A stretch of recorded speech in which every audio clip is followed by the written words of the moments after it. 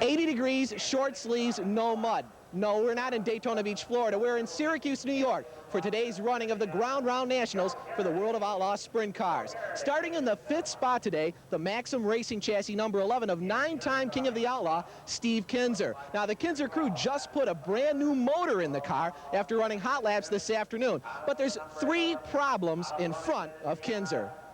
Starting on the pole position in today's Ground Round Nationals, driver of car number 8, Doug Wolfgang, defending champion of this race and a 3-time winner. Now, we've got Bobby Davis Jr. starting 4th and Dave Blaney starting 3rd. Well, that's 3 problems, but Steve Kinzer may have 1 impossibility. That's the TMC Challenger number 1 of Sammy Swindell. Sammy is running very fast, and we talked to pole sitter Doug Wolfgang about the fast machine. We asked you this last year before the start if it would be a race into turn number 1 with Dave Blaney, who was then on the pole. You were outside. What about this year with Sammy on the outside of you? I tell you, I don't think it matters. I mean, I know everybody else here does, but I think I think the cars are pretty much evenly matched in the wide open space, run wide open. Depends on who's handling in the lap traffic's going to win.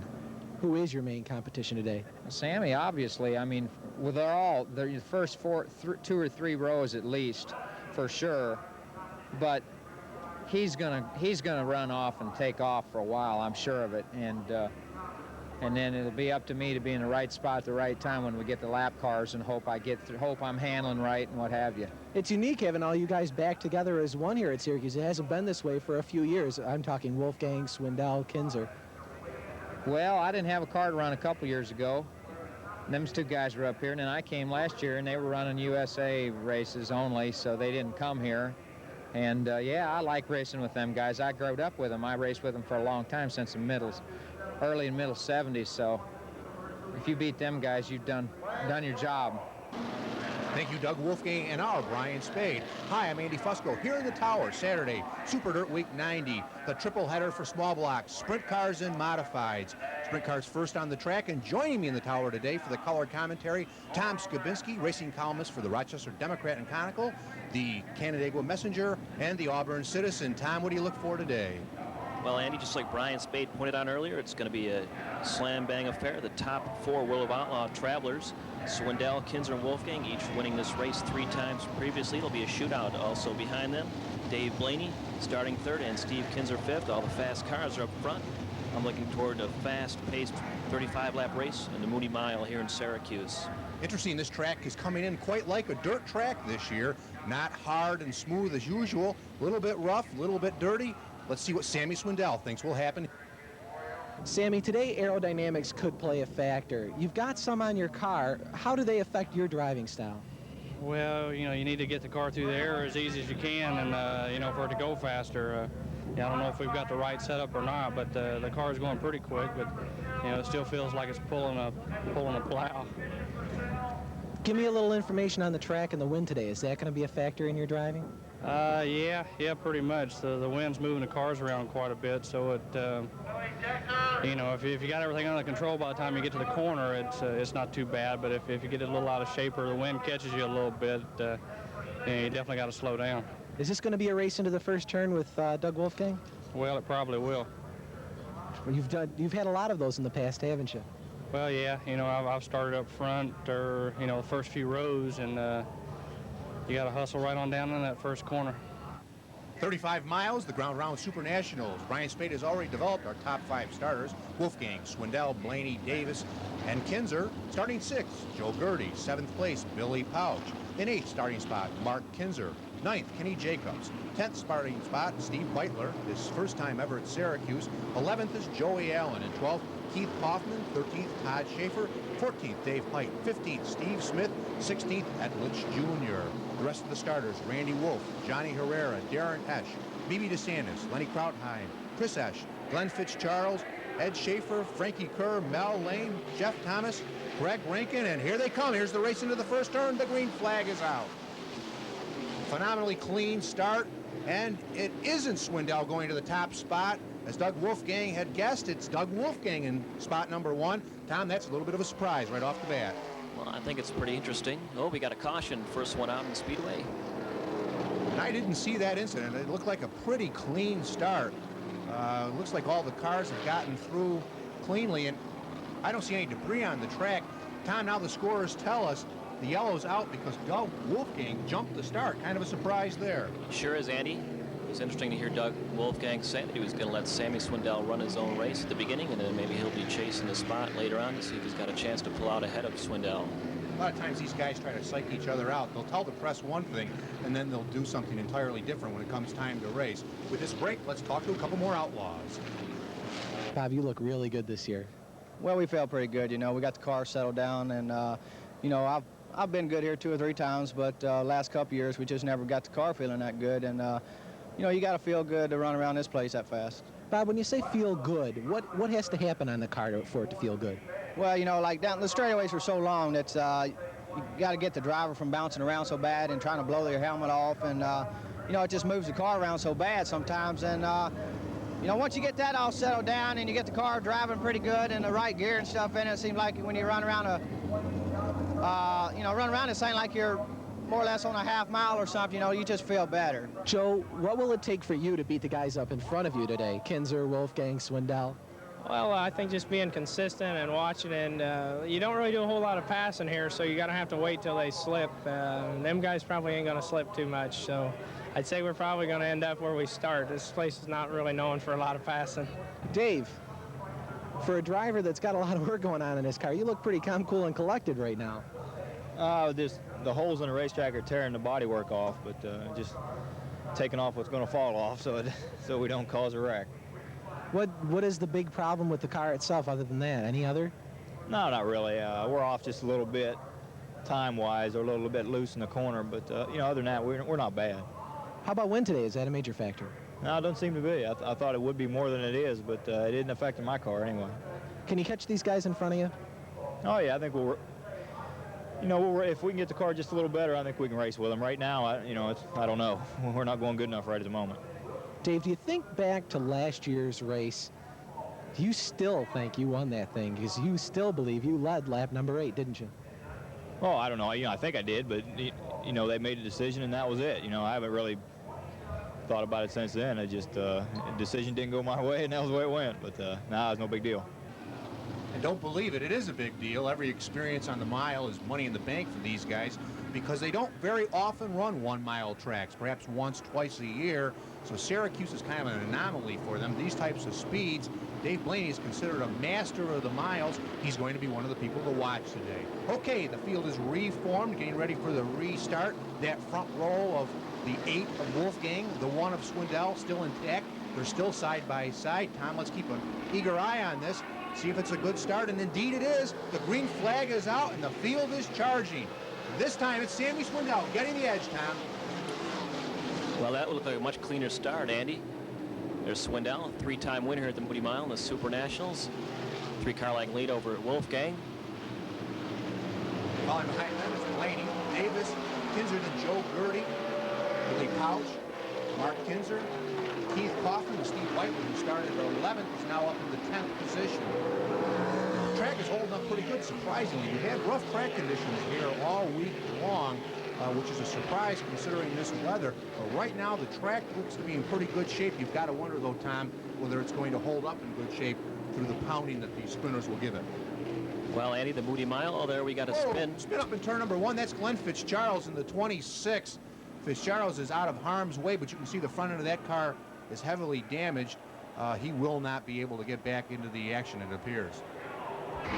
There's a replay of what happened to Fitzgerald's. He's down there on the inside, that maroon 26. You can see him out of shape, and he gets into the 114, goes spinning, just gets missed by traffic. Comes to rest against the inside guardrail just to the entry of turn number 1. Swindell and Wolfgang now make up your top 2 positions. They've taken the 26 of Fitzgerald's from the racetrack, and Tom, we've got an interesting little rule change here today. Rick Ferkel, the World of Outlaws organizer, is determining that starts today will happen not in turn 4, but in a different place. Yeah, Andy, I know a lot of the Central New York modified fans are used to the modifieds coming out of turn 3 and starting to pick up speed, and coming out of turn 4, they'll have the restart. But the sprints, they're coming out of turn 2, where they'll be picking up the speed. Talking to World of Outlaw President Ted Johnson, he told me something very interesting. He said that turn 2 drivers are less apt to jump because they think they're closer to the fans, and nobody will, or the fans will see them if they come out of turn 2 jumping, whereas in the modifieds they may tend to jump a little coming out of turn 3 because there's no officials back there. So that's from President of the World Outlaws, Ted Johnson. Perhaps only Ted understands the logic of that one, but anyways, that's the way they're starting them, and you've just seen the start off of turn number 2 a half a lap ago. Now Sammy Swindell heading down the back straightaway. He's the leader. That's going to be something to look for. Every time the pace car pulls off on the back straightaway, that means it's green and go. Wolfgang second, followed by, again, Davis. No, Blaney's up to 3rd place. Davis in 4th, and now Kinzer back in 5th place.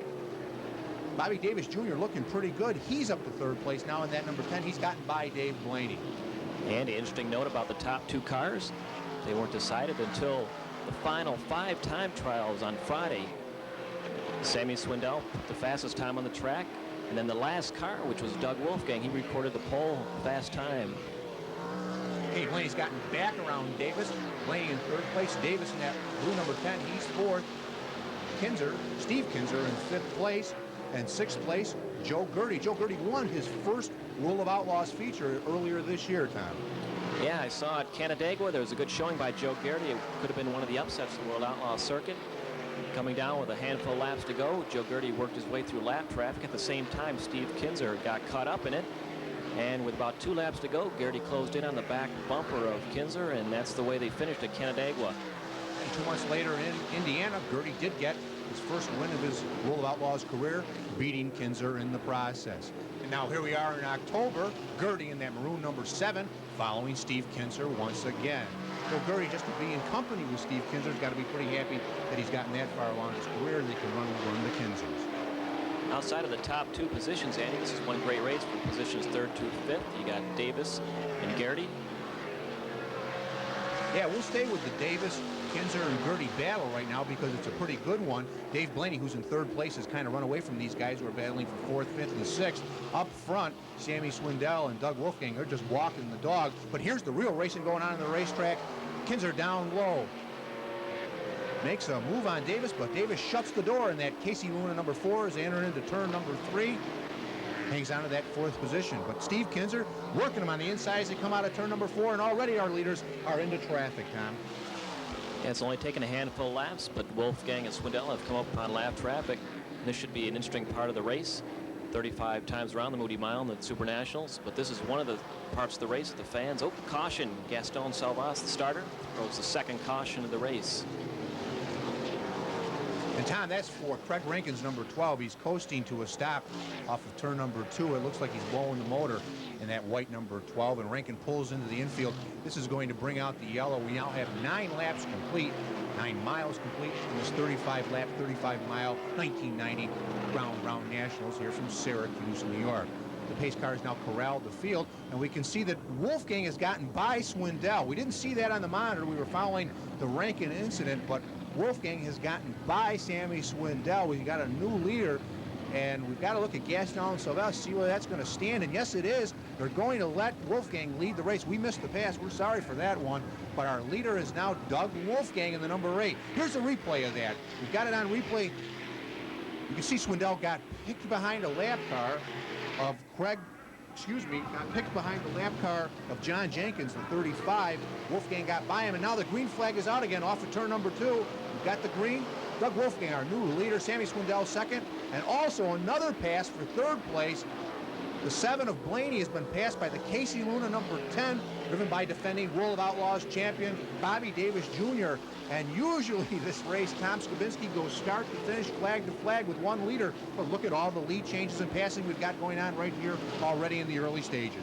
Well, Andy, you said flag to flag, but already there's been a couple cautions and slowed it down already to about 15 minutes since the drop of the original green flag. And that puts Stevie Kinzer, that pass right there, ahead of our mile master Dave Blaney, who now has gone from 3rd to 5th in the matter of 1 lap. Something you don't usually see happen with a guy as good as Blaney is on the miles. Either his car slipping on a restart, not having the type of acceleration that he'd look for on the restart, or something indeed wrong there. Blaney tried the high side in turns number 1 and 2, something that we can look for today. There's a little bit of a cushion developing here in the Syracuse mile, something we don't usually see. Blaney, the first one to go out there and test the cushion, it cost him a position.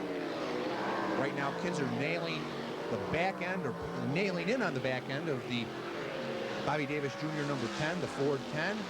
But meanwhile, up front, Wolfgang and Swindell having a race of their own. They're already 25 car lengths out front. We're going to stay with this battle for third, fourth, and fifth. The cars charge down the back straightaway. Davis, Kinzer, Blaney, and Gertie still in eye shot of those three drivers who are battling for third, fourth, and fifth position. Not often we get to see the sprint cars run this closely together on the mile. Any explanation for why the competition is this close at the halfway mark? Well, Andy, I'm not sure, but the World of Outlaws always bring in a traveling crew of the top drivers in the country in the open cockpit sprint cars. But I think there's a lot of cars that want to take and get a cash in on the purse here at Syracuse, $25,000 to win the Ground Round Nationals this year. And I'm sure beating Wolfgang or Kinzer or Swindell, it'll be something to put on your portfolio for the upcoming season. Pretty good point that these cars are running for over $100,000, and we've got another caution out on the racetrack. Looks to be debris somewhere on the racetrack. We've gotten the signal. Here it is out on the front straightaway. There is debris. This is going to bring a break in the action. Let's go down to Brian Spaid. He's with Gary Terrell, Wolfgang's crew chief. Gary Terrell, crew chief on the Doug Wolfgang car number 8. What do you keep telling Doug out there? I just like to let him know how far he's getting out and ahead, and if he's got any lap cars between him and Sammy. Lap cars are the big deal here. Any idea what happened with Sammy? He was leading comfortably for a while. I don't really know. He slowed down getting into one. I don't know if it might have jumped out of gear. I don't know, because he's running good now. It's really hard to say. Do you think he could catch Doug? Well, like I said, lap traffic will be the big thing. It's whoever can get through the traffic the best. If you can stay up with the guy leading it, the lap traffic will be the key. Okay, 21 laps are down, 14 to go. The pace car pointing to the inside and off the racetrack. That means this race is underway. Wolfgang into turn 3, and Swindell down underneath, and we've got a new leader. Sammy Swindell jumps underneath Doug Wolfgang on that restart, and already the crowd below us is booing Tom Skibiniski. They don't like that move. They don't think this race has been started. They don't understand what's going on, but we've got a new leader, Sammy Swindell, taking advantage of the rule changes for this particular event. And there's Dave Blaney going around. Steve Kinzer now putting a challenge on the Casey Luna number 10, driven by Bobby Davis Jr. There's passing all over the mile. What a turnaround there, Andy. It was interesting. Swindell had a change of motor before time trials on Friday. Wolfgang seemed to be fast as he had the pole. And now a turnaround here with Wolfgang seemingly having some throttle trouble there, and Swindell just blowing past him on the back straightaway. Second lead change of the race. Swindell now with a 10 car length lead here over Wolfgang. And I'll tell you, the fans below us don't like it one bit. They're booing every time Sammy Swindell goes by, and now you really can't blame them. The rules are different for these sprint car races than they are for the modified races. This is predominantly a modified crowd. They don't and there's Dave Blaney. He's not going to let the leaders get away. He drives around Bobby Davis Jr. and back up into third place. Blaney, who had fallen back to fifth early in the event, now goes back up to third. And Steve Kinzer also applying pressure to Bobby Davis Jr. But getting back to that point that we were developing, you can't blame the fans for being a little bit angry. They don't understand that these cars run under a different set of rules and that the restarts here are off turn number 2, not turn number 4.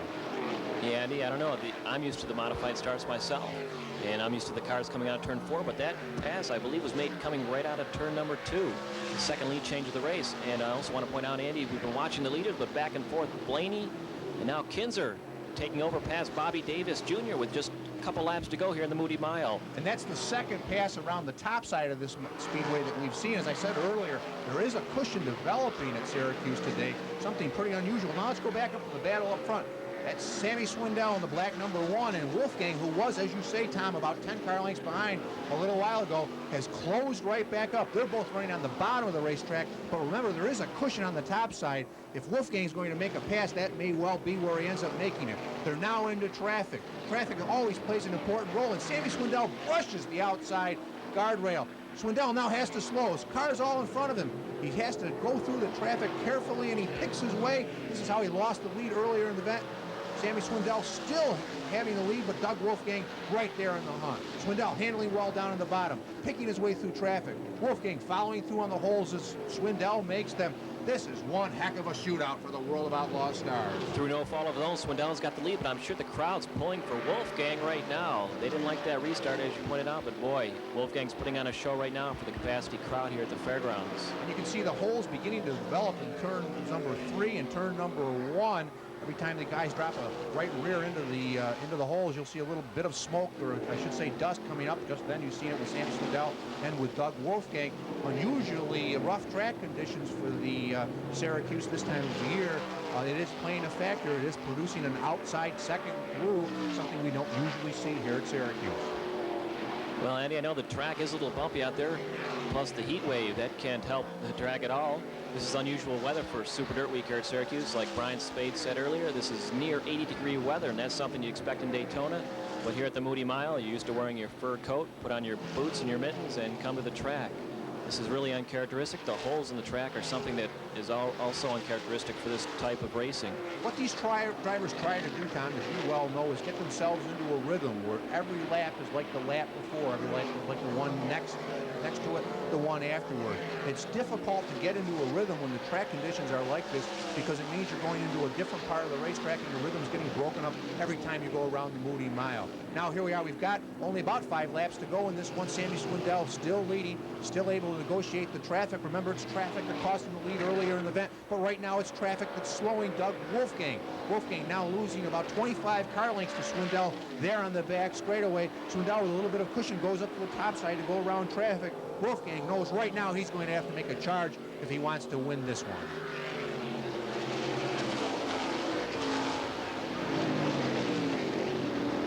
Okay, the field now negotiating turns 1 and 2. We're going to stay up front with our leaders. There's Doug Wolfgang on the outside. He's narrowing in the gap on Sammy Swindell, and the yellow is out yet once again. Tom, what's this one for?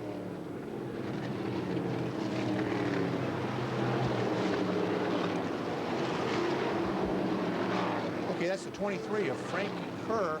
Frankie Kerr being pushed into the inside. Frankie Kerr, a pretty good mile runner himself. Tom, he won a mile sprint car race at the Nazareth National Speedway, the Pennsylvania International Raceway it's called now that it's been paved.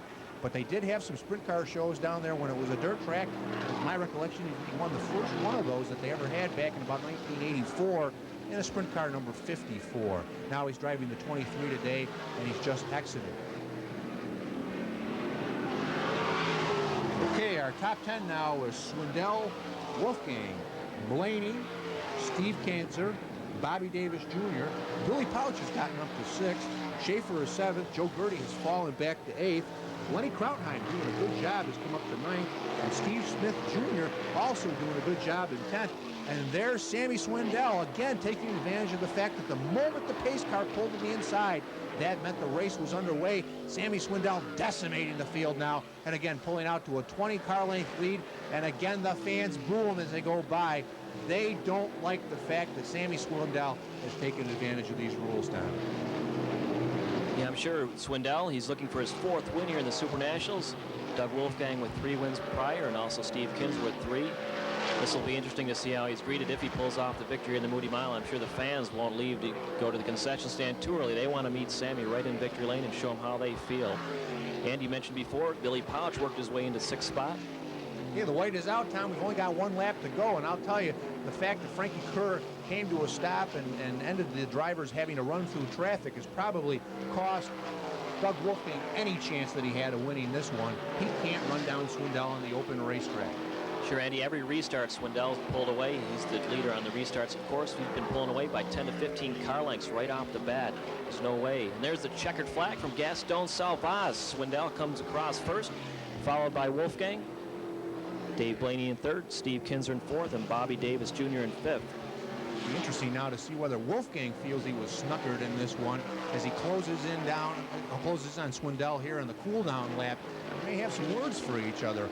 Remember, it was Swindell's perhaps superior knowledge of the rules for this particular event, rules that they didn't run under in previous years, that's earned him this rich $35,000 victory. They're now in the cool-down lap. Doug Wolfgang pulls alongside, salutes Sammy Swindell, knows that Swindell earned this one the hard way, and congratulates him for a hard-earned victory. But I'll tell you, the fans aren't congratulating him. Well, Andy, the Moody Mile is renowned for the factor of luck being involved. You got the experience is equal between Wolfgang and Swindell.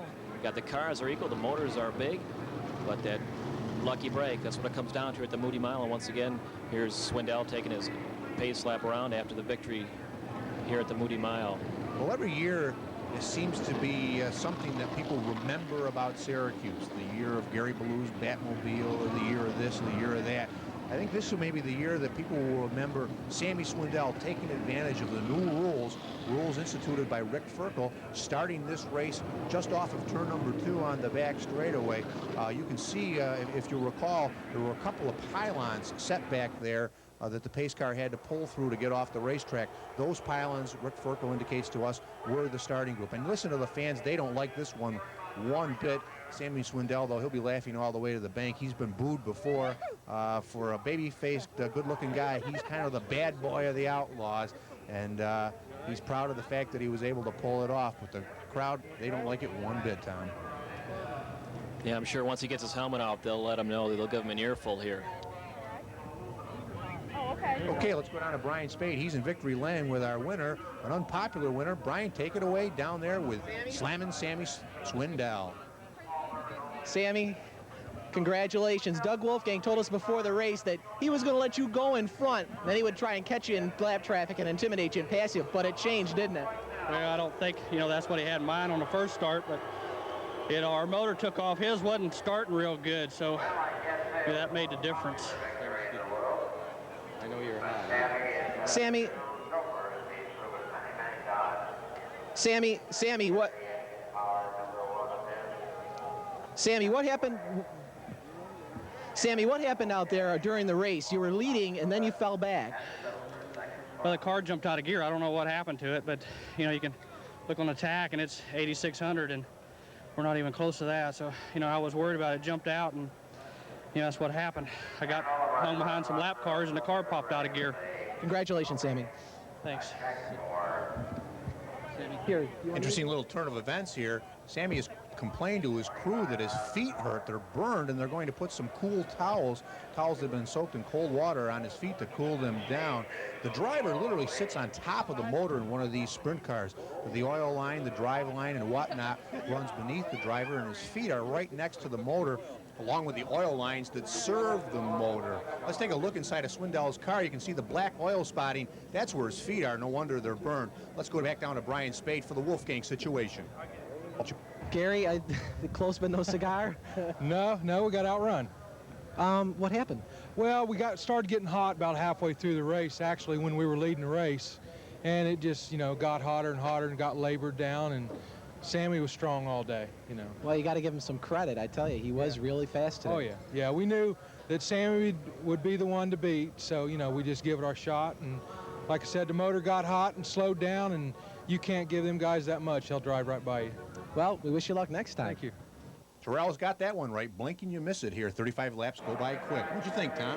Well, Andy, this track has a reputation of not putting on an exciting show with the sprint cars, but boy, you saw it today. He's back and forth with the sprint cars. Dave Blaney and coming out on top was Sammy Swindell. You got that one right. Good show. Stay tuned for part 2 of our triple header from Syracuse on Saturday.